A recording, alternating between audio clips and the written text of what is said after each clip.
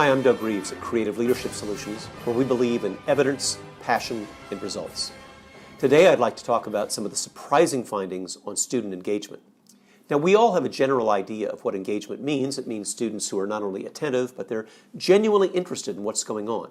They have an intellectual curiosity. They're not just faking it. They're not looking at the teacher or administrator while they're texting underneath the table, but they're really engaged in the learning, willing to ask questions, and genuinely curious about the activities. So here's the evidence. I'm indebted to the Gallup organization for publishing this, and their information I think is pretty dispositive. 48 states, more than 3,000 schools, 900,000 students, and here's the national findings. 50% of our students are engaged, intellectually, emotionally, physically. 29% are not engaged, and the balance, 21%, actively disengaged. Those are the people who are not only unengaged themselves, but actively disengaged, meaning they're disrupting learning for everybody else. Now, if that's not bad enough, look at what happens over the grade levels. At the elementary level, about 75% of our students are engaged. By the time they're in 8th grade, that number drops down to below 50%. By the time they're in 11th grade, it drops down to 32%. Now, these are the same kids in the same families. They're good kids and they're good teachers. But what is happening is that we are alienating these kids from learning the farther and farther they get.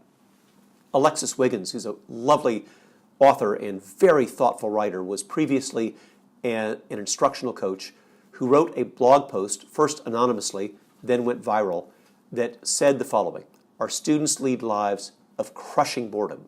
They sit 90% of the time, she said, and sitting is exhausting. They spend most of their time receiving information, not participating in the discovery of information.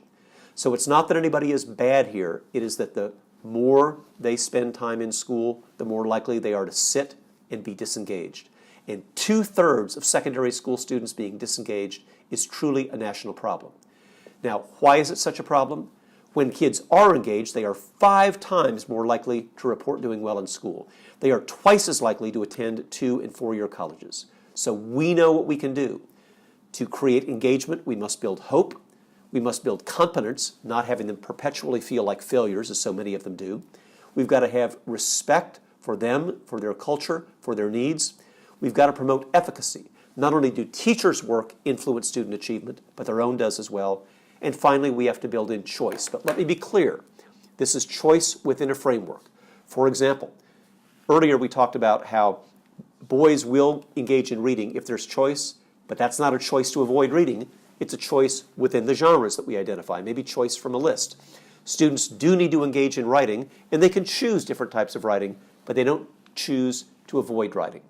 So I'm very concerned about this national movement called Voice and Choice, where the presumption is let kids choose and then a miracle happens. Yes, they can choose, but within a framework that you and I establish. Those are the keys to student engagement, and that's really what makes it work. Thanks for listening. At Creative Leadership Solutions, we provide keynotes, workshops, consulting, coaching. Please let us know how we can impact student achievement in your system.